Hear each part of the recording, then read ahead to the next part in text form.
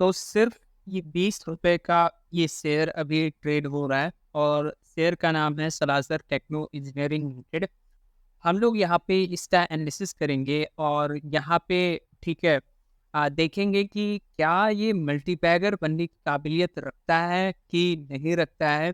और यहाँ पे हम लोग फिर उसका टेक्निकल एनालिसिस देखेंगे, फंडामेंटल एनालिसिस कर लेंगे, एफआईआई, डीआईआई और प्रोमोटर्स लोग क्या कर रहे हैं वो भी हम लोग एक बार देख लेंगे और एक फाइनल कंक्लूजन पे यहाँ पे हम लोग आएँगे। ठीक है?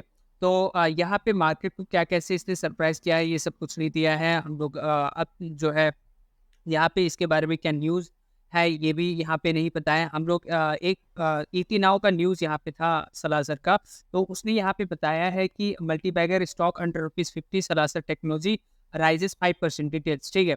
तो इस हिसाब से यहाँ पे सलाज़र को यहाँ पे बताया जा रहा है कि ये मल्टीबैगर स्टॉक बन सकता है ₹50 का अभी ₹50 के नीचे से नीचे भाव है इसका। तो चलिए एक बार हम लोग यहाँ पे इसका न्यूज़ देख लेते हैं, फिर आगे हम लोग यहाँ पे बढ़ते हैं। ठीक है। तो नीचे यहाँ पे बताया गया है कि Salasar techno engineering small cap stock under ₹50 Thursday जो है इसने क्लाइम किया था 5% ठीक है प्रोडक्ट मार्केट एक्शन के कारण और स्टॉक जो है शार्पली हायर पे ओपन हुआ था 19.90 अगेंस्ट द प्रीवियस क्लोजर 19.20 ठीक है। इसके बाद ये बताया जा रहा है कि कितना ऊपर गया, कितने नीचे गया, वो सब यहाँ पे बताया जा रहा है और यहाँ पे बोला जा रहा है कि Salasar techno engineering is a leading player in the field of engineering and infrastructure solution its shares are trading higher than 200-day moving average but lower than 5-day, 20-day, 50-day और 100-day मूविंग एवरेज से ये नीचे अभी trade कर रहा है। इसका Q4 का रिजल्ट भी आ चुका है। यहाँ पे बोला जा रहा है कि Salasar techno engineering in the fourth quarter Q4 FY24 reported a consolidated net profit of ₹16.97 crore. It had posted a net profit of 14.73 crore for the year above period. The company's total income rose to 369.53 crore from 296.32 crore earlier year, while expenses were rupees 346.63 crore as against 276 crore last year. ठीक है, तो इसका जो है Q4 का history भी यहाँ पे बताया जा रहा है कि ये यहाँ पे इसका नेट प्रॉफिट क्या था, ठीक है, आप टैक्स के बाद या प्रॉफिट यहाँ पे क्या था। तो वही बोला जा रहा है कि for the full FY 2024 Salasa Techno reported a net profit of 52.9 crore as compared to 40.2 crore reported in FY। ठीक है, तो YOY बेसिस पे भी यहाँ पे इसका कंपैरिजन किया जा रहा है।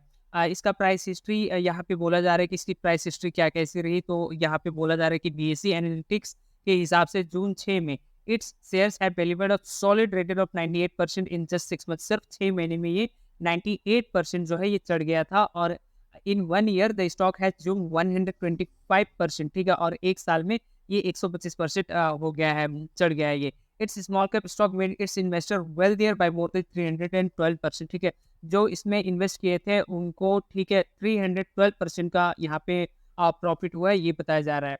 अब इसके बारे में बोनस भी यहाँ पे बताया जा रहा है कि earlier in Feb 2024 the company had issued bonus shares in the ratio 4:1, ठीक है, 1 के बदले 4 शेयर, ठीक है। 4:1 ठीक है। Salasar techno commands a market cap of rupees 3,106.52 crore. It has grown into a large EPC engineering, procurement and construction organisation, ठीक है, इंजीनियरिंग का ही यहाँ पे है सब कुछ। और it has completed large project for both private and public sector enterprise, ठीक है, इसको ऑर्डर भी कुछ मिला है। The company specialise in offering turnkey EPC services for the railway and power sector, यानी कि ये रेलवे और पावर सेक्टर्स की इंजीनियरिंग से ये जुड़ा है। Along with designing in manufacturing telecom towers, monopoles and other heavy steel structures, तो ये सब यहाँ पे बताया जा रहा है। और यहाँ पे सलासर को 89 ने एक हिसाब से यहाँ पे मल्टीबैगर हो सकता है, ये बताया जा रहा है, जो कि ₹50 से कम में है। तो अगर हम लोग यहाँ पे देखें तो अभी तो ये ट्रेड, ठीक है, जिस समय ये वीडियो रिकॉर्ड हो रहा है वो 20 रुपये 10 पैसे के हिसाब से ये ट्रेड कर रहा है। और हम लोग यहाँ पे अब थोड़ा-सा देख लेते हैं, टेक्निकल एनालिसिस कर लेते हैं, क्या यहाँ पे कुछ बाइंग अपॉर्चुनिटी बन रही है कि नहीं। तो सबसे पहले हम लोग मंथली में चलते हैं और मंथली में देखते हैं कि यहाँ पे क्या कैसा अपॉर्चुनिटी यहाँ पे अपने को सामने दिख रहा है। तो मंथली पे अगर आप यहाँ पे देखेंगे तो सिर्फ मैं अगर 3 महीने का ही काउंटिंग करूँ, ठीक है, ये 3 महीने का ही काउंटिंग करूँ, तो फिर ऑफ कोर्स इसने कितना रिटर्न दे दिया है, तो 207%, सिर्फ 3 महीने में 207% दिया है। लेकिन उसके बाद जिस हिसाब से ये गिरा ना, ये कितने हिसाब से गिरा, ये अभी गिरकर कितना आया, सिर्फ 3 महीने में कितना गिरा, ये 46%।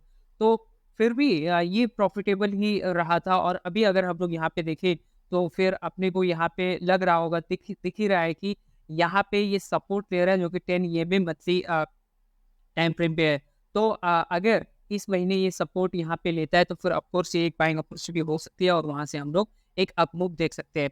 तो यहाँ पे अगर मंथली टाइम फ्रेम पे अगर आप यहाँ पे ट्रेड करते हैं तो फिर वहाँ पे देखा जा सकता है कि अ, अगर इस महीने ऐसे ही ग्रीन कैंडल यहाँ पे दे दिया, ठीक है, जैसे अभी ये हैमर कैंडल बनाया और अगर ग्रीन कैंडल ऐसे दे दिया तो ऑफ कोर्स वो एक बाइंग अपॉर्चुनिटी होगी। और अगर आप बाई करके चलते हैं तो आपका यहाँ पे मंथली टाइम फ्रेम पे जो पहला टारगेट होना चाहिए वो कम से कम 33 रुपीज़ आपका पहला टारगेट होना चाहिए। और जो दूसरा टारगेट होना चाहिए वो होना चाहिए इस 10 ईएमए के ऊपर। जब तक मंथली टाइम फ्रेम पे क्लोज कर रहा है तब तक आप इसको राइट करेंगे, अगर उससे नीचे क्लोज कर रहे तो फिर आप वहाँ से एग्जिट हो जाएंगे, ठीक है। और इसका स्टॉप लॉस कितना रखना चाहिए, तो मेरे ख्याल से इसका स्टॉप लॉस जो आपका होना चाहिए वो जो है कम से कम आप 15 रुपीज़ लेके चलिए। 15 रुपीज़ जो है आप इसका स्टॉप लॉस लेके चलेंगे यहाँ पे, ठीक है।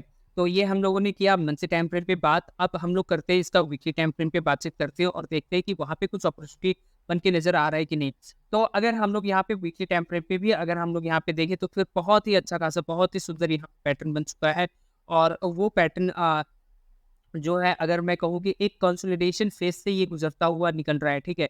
एक कंसोलिडेशन फेज से ही ये निकल रहा है और कंसोलिडेशन फेज में भी आज फ्राइडे है और आज ये हैमर कैंडल बना हुआ है, ठीक है। और ये अपने 10 ईएमए और 20 ईएमए के साथ ही ये, ठीक है, ये राइड कर रहा है।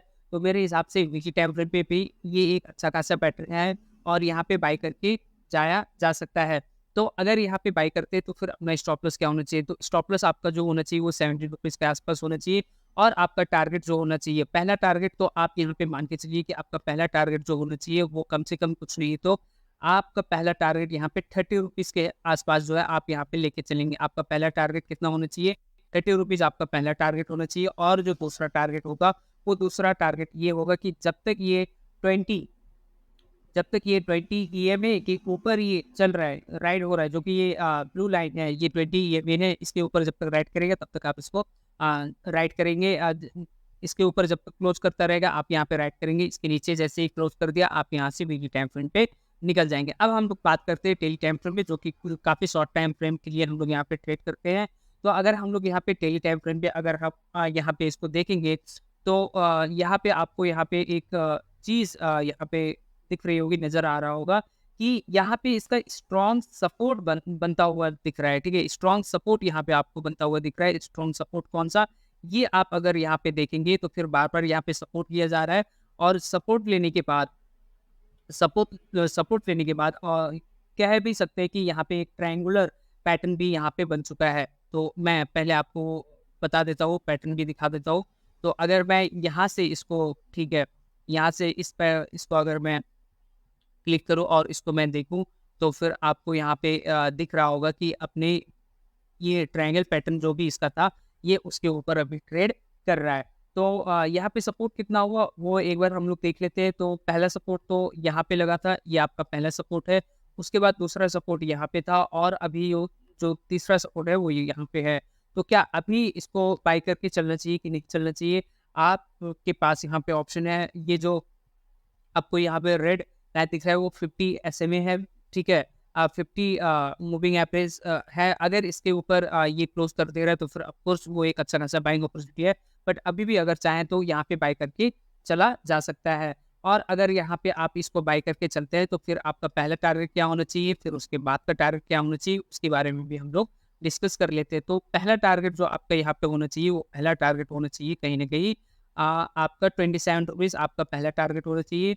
और दूसरा टारगेट जो होगा वो जब तक 50 SMA के ऊपर वो क्लोज करता रहेगा आप इसको राइट करेंगे, जैसे उसके नीचे क्लोज करेगा आप यहाँ से एग्जिट हो जाएंगे।